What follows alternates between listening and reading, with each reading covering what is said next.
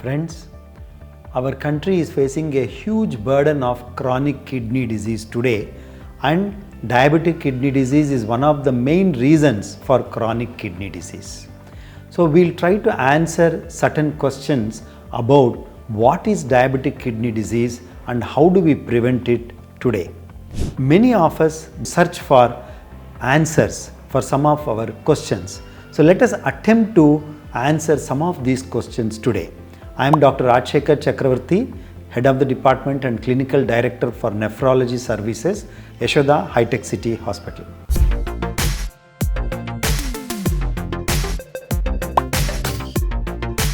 So the first question we are going to address, can too much sugar cause kidney failure? So in those who have diabetes, if they are able to control their blood sugars within a range of fasting below 120, post-prandial, that is post-food below 160, and they are able to maintain at this level for many years, even if they have established kidney disease, the progression of the kidney disease significantly comes down. So the simple answer to this question, can too much sugar cause kidney failure, is yes. When you have a spike of glycemia or hyperglycemia, the sugars go up, there is a damage to the tissues including the kidneys. The second question, is diabetic kidney disease only from high blood sugar? It's a very important question because you will find that people who have diabetes for years together sometimes do not have kidney failure. Whereas some people who don't know that they have diabetes and came to know only few years ago may be suffering from kidney failure.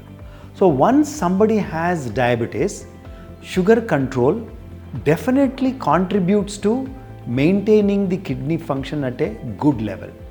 But apart from sugar control, BP control, maintaining target blood pressures, taking less amount of salt, taking less amount of oil so that their blood lipid levels are maintained under good values, all these things leads to protecting the kidney. So in a summary, diabetic kidney disease is from high blood sugar, is from high blood pressure, is from high lipids in the blood, is from a lifestyle change, like somebody does not have any exercise can progress faster.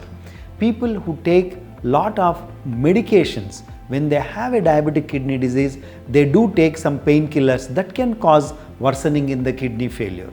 Antibiotics can cause worsening in the kidney failure.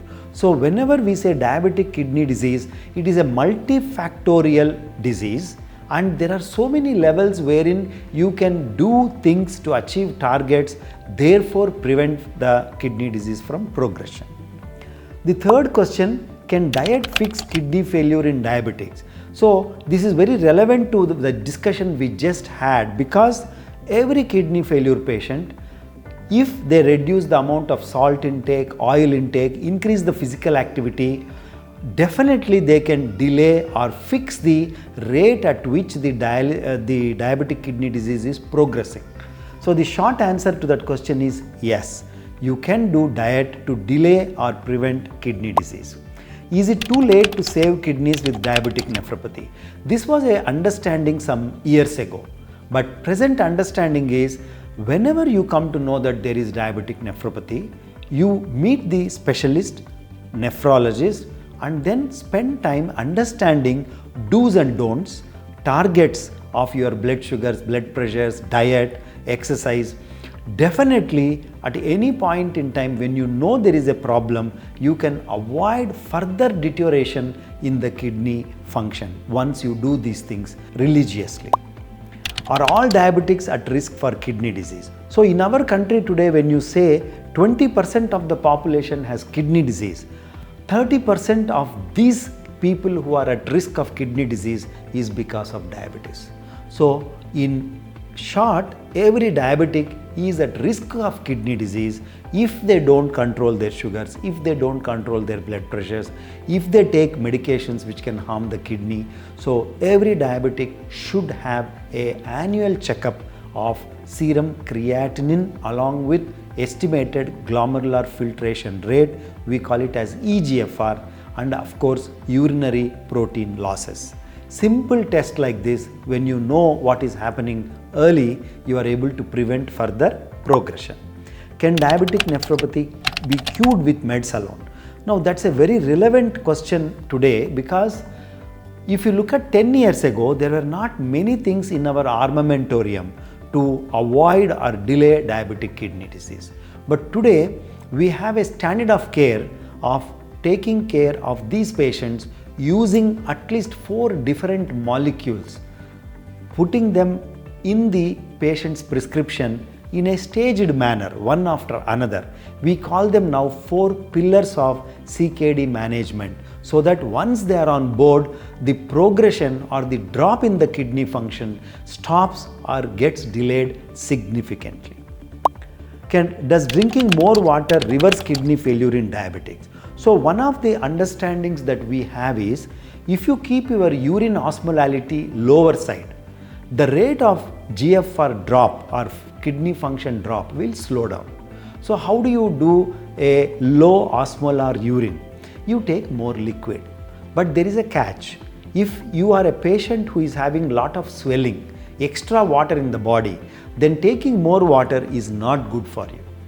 Those people who have any form of chronic kidney disease, have no edema or swelling, having good urine output, if they reduce the osmolality of the urine, you can delay the progression of kidney disease. In fact, this principle known as water therapy or hydrotherapy or aquatherapy is exploited in certain diseases called as cystic diseases of the kidney, wherein the cyst size grows with time, and when you make a dilute urine, your cyst progression, kidney failure progression slows down. In fact, there are several drugs now which are given to these patients to make their urine more dilute, so that the progression of CKD slows down. What are the latest treatments for diabetic kidneys? As I just mentioned, there are at least 4 different groups of drugs. We use one after another in a staged manner as standard of therapy for patients with diabetic kidney disease and with other forms of CKD, to prevent diabetic kidney disease and also to prevent progression of chronic kidney disease. Just to name them, we always start and very early in the course try to put them on a group of drugs called RAS inhibitors. Once they are on board, we wait for some time, look at the GFR, look at the urinary protein, then add a second group of drugs called SGLT2 inhibitors. After some time, when we know the kidney function is stable and then the urine protein is still going and there is a progression, we think of adding a third group of drugs which are now known as Finrenone. That is a group of drugs which are called as mineralocorticoid non-steroidal receptors. After this is on board, and if somebody still needs something to delay the progression, we have a new group of drugs called as GLP-1 analogs. So all these are something that happened in the last couple of years, and today any nephrologist or kidney specialist happily treats patients with CKD so that they don't progress.